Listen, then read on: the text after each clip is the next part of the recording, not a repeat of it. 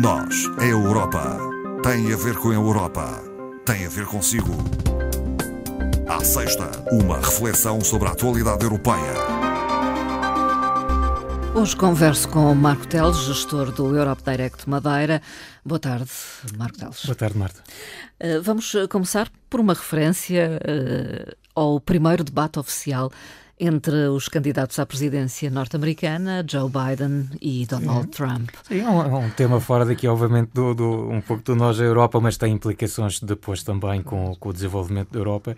E apenas para dizer que fui ontem às 2 da manhã, não fiquei de propósito acordado para ver, mas apanhei depois porque apanhei um pouco do debate. E foi realmente muito interessante. Portanto, um debate que colocou frente a frente Biden e Trump para umas eleições que vão ter lugar, como se sabe, a 5 de novembro, e foi de resto um debate muito especial, num formato que não é usual, não é? Portanto, com muitas regras. Com imensas regras, algumas delas um tanto ou quanto estranhas. Por exemplo, o debate não tinha pessoas a assistir. Portanto, era um debate sem público, os microfones eram silenciados logo após a pessoa que estava na posse, a exposição, trancava logo o microfone para evitar situações cruzadas, não era permitida a troca de ideias dos candidatos com as suas equipas nos intervalos que aconteciam, ou inclusivamente levar notas escritas para o palco. Portanto, 90 minutos de debate tenso e que de resto, como se esperava, com ideias totalmente opostas. Portanto, percebeu-se claramente que há ali, nos temas centrais, nomeadamente na questão até do aborto, um tema muito agora corrente, muito na ordem do dia nos Estados Unidos, a situação da imigração, da inflação, obviamente a questão da participação ou a colaboração no apoio ao problema da Ucrânia. Em tudo isto, realmente, estamos a falar de dois candidatos, democratas e republicanos, com posições muito opostas. Voltam a enfrentar-se em breve? Voltam a enfrentar-se no dia 10 de setembro, é isso que está para já agendado.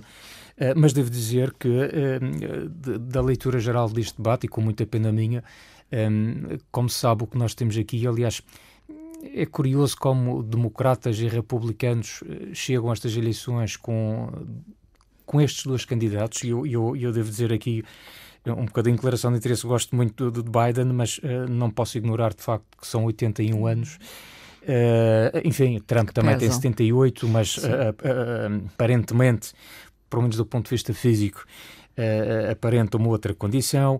Mas o que estava aqui em causa não era tanto sequer a vitória, acho eu, saber quem é que ganhava o debate. Eu acho que, honestamente, era saber até que ponto Biden resistia ou não a estes 90 minutos, a este confronto.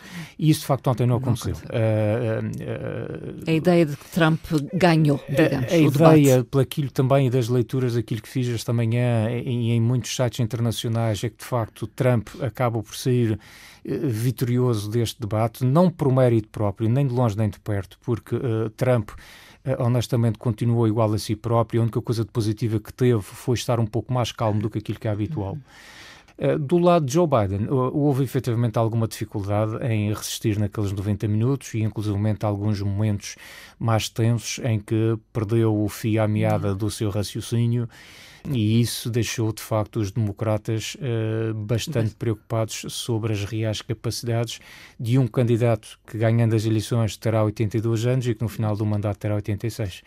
A notícia, sem dúvida, é a de que António Costa será o próximo presidente do Conselho Europeu. Sim, de certa forma já tínhamos dado a entender essa situação na semana passada, tudo indicava que sim. É oficial agora? Agora é oficialíssimo, portanto tentou-se efetivamente na semana passada abreviar a situação e, portanto, já ter ali os nomes garantidos, mas isso não foi possível, veio a ser agora neste encontro e, portanto, é oficial. Portanto, o nosso antigo primeiro-ministro português conseguiu a maioria de votos necessário dos líderes dos 27 Estados-membros, portanto, será candidato. Aqui há uma questão que difere em relação à anterior eleição, portanto, que foi no fundo uma exigência do PPE, ele será candidato sim, portanto será presidente do Conselho por 2 anos e meio, portanto, como sabe, nós estamos a falar de um ciclo de 5 anos e, portanto, o que se quer fazer aqui é a semelhança daquilo que já acontece no Parlamento Europeu também, a possibilidade de, ao fim de 2 anos e meio, poder haver uma mudança. Mas pode recandidatar-se. Pode recandidatar-se, portanto, aliás, mandato. ontem as declarações que sobre esta matéria fugia-se de certa forma à questão, portanto, ou seja, é um depois logo se vê. Sim. Eu acho que foi isso exatamente que ficou ali definido. É um depois logo se vê, mas para já Costa é efetivamente Presidente do Conselho Europeu. É o primeiro socialista É a o exercer primeiro este socialista, cargo. portanto já tivemos um representante do PPE, temos também dos liberais e, portanto, agora a suceder ao belga Charles Michel, temos um socialista Costa. E é o primeiro português que é também a exercer o primeiro português. Aliás, ontem muito se falou da questão de um país periférico, pequeno, à escala europeia, mas grande também nos desafios que tem tido pela frente. Nós temos um português à frente das Nações Unidas, já tivemos um português por 2 mandatos à frente da Comissão Europeia, temos agora Costa à frente do Conselho Europeu e, portanto, isto, enfim, entre outras situações, à frente também do Eurogrupo, outros exemplos podiam ser dados cá, mas obviamente... É importante para o nosso país. Claro que sim, é importante para o país e não deixa de ser também, embora ali ele esteja, é prestigiante e embora no cargo ele esteja a representar os 27, mas não deixa de ser interessante sabermos que temos um português à frente desta instituição. E quais as competências, Pois, Marco Teles? As competências do Conselho também ontem notou-se num bocadinho no anúncio desta notícia, deparei-me com alguns anúncios a desvalorizar o cargo, outros a dar mais importância. Bom, obviamente que independentemente da simpatia pelas cores políticas, o cargo é efetivamente importante. Nós estarmos a falar do Conselho Europeu, estamos a falar da instituição que define aquelas que são as orientações e as prioridades políticas gerais da própria União Europeia e também define, no fundo, a própria agenda da União Europeia, seja no curto prazo, seja também no médio e longo prazo. E, portanto, como é que isto acontece? O Conselho, como sabe, reúne-se de forma regular em 4 vezes por ano, portanto, no mínimo 4 vezes por ano existe aquilo que se chama, no fundo, as cimeiras. Sim. São os momentos altos do encontro dos chefes de Estado e de Governo dos 27 Estados-membros, o que não quer dizer que o Conselho só trabalhe naqueles 4 momentos, porque obviamente podem haver cimeiras extraordinárias também, intercalares, e embora isso seja o aspecto mais visível do trabalho do Conselho Europeu, obviamente que depois, no período entre estas 4 reuniões anuais, há um trabalho de preparação, aliás, há um trabalho de dar continuidade aos trabalhos que ficam definidos nessas reuniões e há um trabalho de preparação das próximas que aí vêm. Portanto, há contactos, provavelmente a diplomacia a funcionar. A diplomacia a funcionar e, aliás, precisamente por essa razão é que se dizia que Costa seria um bom candidato também para este cargo, reconhecendo-se que realmente falamos de alguém que tem essa aptidão, essas competências e que é um bom conciliador entre vontades. E representa a União Europeia em algumas circunstâncias em termos de diplomacia? Portanto, efetivamente o Presidente do Conselho acaba por assegurar a representação externa da União Europeia a nível dos chefes de Estado e de Governo, juntamente, no fundo, com outro cargo bastante importante ao nível das instituições europeias, que é a alta representante da União para os negócios estrangeiros e a política de segurança, que, aliás, foi a Estónia Kallas, que ainda ontem também foi confirmada, embora o nome, como de resto, de Ursula von der Leyen para Presidente da Comissão Europeia, esteja ainda dependente da votação no Parlamento Europeu. Que não é o caso de Costa. Portanto, Costa, digamos que o assunto está resolvido. Será Presidente do Conselho Europeu. O caso de Ursula von der Leyen, ela terá que reunir 361 votos no Parlamento Europeu, portanto, uma maioria para poder realmente retomar a sua qualidade de Presidente da Comissão Europeia. Mas há um trabalho próximo entre o Presidente do Conselho Europeu e a Presidente da Comissão? Bastante. Até, por exemplo, na questão das cimeiras internacionais, normalmente a União Europeia faz representar em simultâneo pela Presidente da Comissão e o Presidente do Conselho Europeu. Portanto, há aqui uma ligação muito próxima, como também há de resto do próprio Conselho Europeu com o Parlamento, uma vez que compete, neste caso, ao Presidente do Parlamento Europeu, também comunicar ao Parlamento Europeu o resultado das cimeiras e das reuniões que tem com os 27 chefes de Estado ou de Governo dos Estados-membros. Diz que tem um papel importante na implementação da agenda estratégica. O que é isto da agenda estratégica? Vamos explicar. Isso é definido para um período de 5 anos, no fundo são dos mandatos. Portanto, no fundo, de 5 em 5 anos, os líderes da União Europeia chegam ou têm que chegar a um acordo sobre aquelas que são as prioridades políticas da União Europeia para o futuro. Portanto, é na verdade aqui um esforço coletivo dos 27 Estados-membros e todos nós sabemos a dificuldade que é nós chegarmos a consensos, até se calhar em casa, numa família de 4 pessoas, para decidirmos um jantar, às vezes é complicado. Vamos imaginar o que é chegarmos a um consenso entre 27 Estados-membros. Portanto, não é um trabalho fácil. Portanto, esta agenda estratégica segue-se após o contexto das eleições que nós tivemos para o Parlamento Europeu e é apresentado, no fundo, agora, antes da nomeação para a própria Comissão Europeia, que será, no fundo, também a entidade responsável para a sua execução.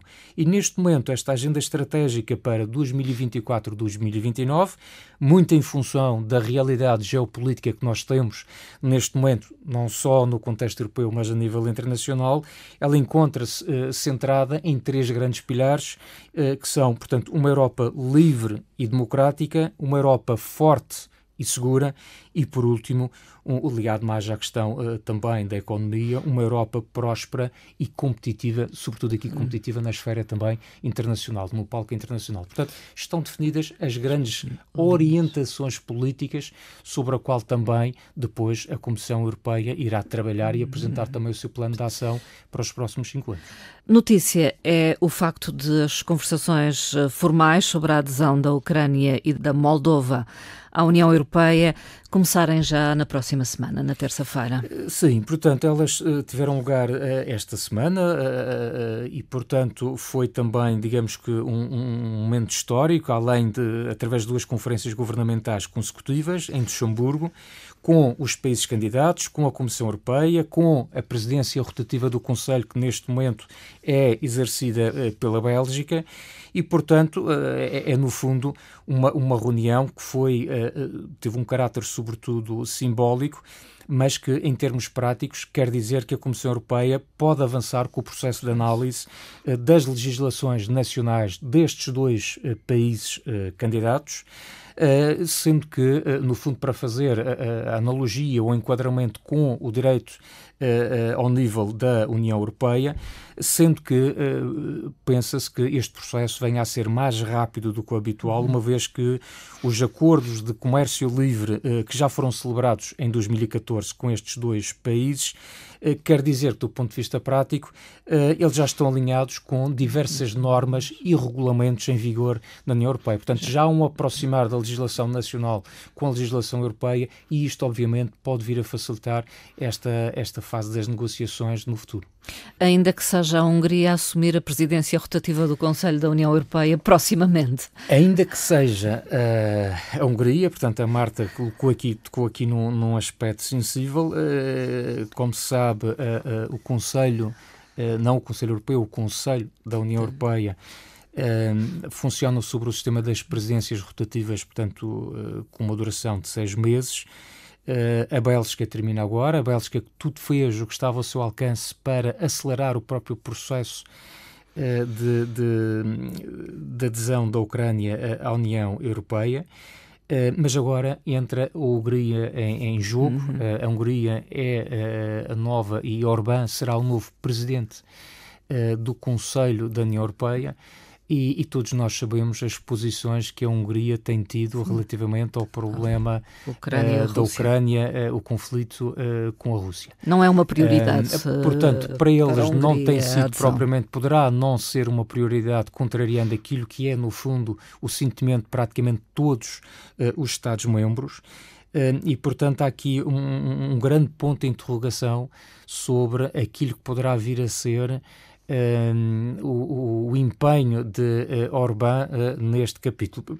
Para começar, digamos que houve quase como uma entrada a pé juntos, permita-me a expressão, um bocado buscando a gíria do futebol, quando o slogan oficial da presidência rotativa húngara seria do Make Europe Great Again. Semelhanças.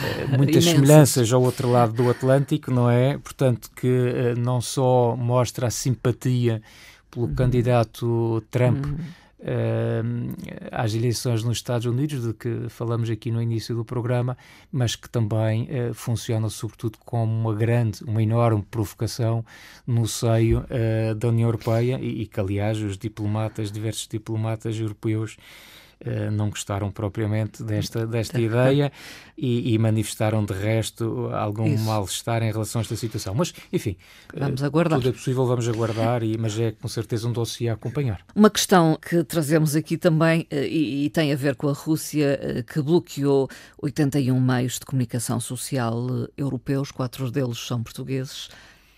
É a RTP. Inclusivamente é a RTP, exatamente. Portanto, a Rússia atua, como é óbvio, como retaliação àquilo que a União Europeia fez no passado mês de maio, que foram sanções impostas a 4 órgãos de comunicação social russos, que se entendeu que utilizavam o financiamento do Estado e que eram difusores da propaganda pró-guerra e, portanto, houve esse bloqueio por parte da União Europeia e, portanto, agora a Rússia está a responder na mesma moeda, retaliando, portanto, o acesso a 81 órgãos de comunicação social europeus.